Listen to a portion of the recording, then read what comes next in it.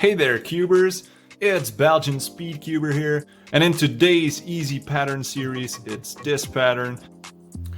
So what you need to do to make this pattern is follow this sequence.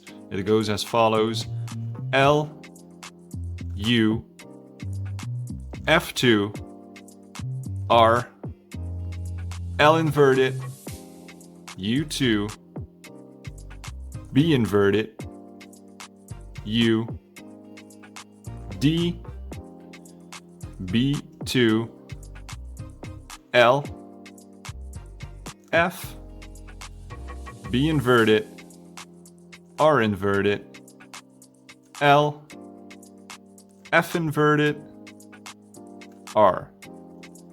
It gives you this pattern. If you want to purchase any of these cubes, the links will be in the description. You can buy them at Cubes UK, where I have a discount code BelgianSC5. It gives you a 5% off your order, so thanks a lot for the support.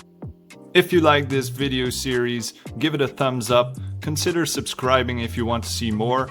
I also do puzzle reviews. The newest puzzles will be reviewed on here. So, okay, thanks for the support. Belgian Speedcuber out.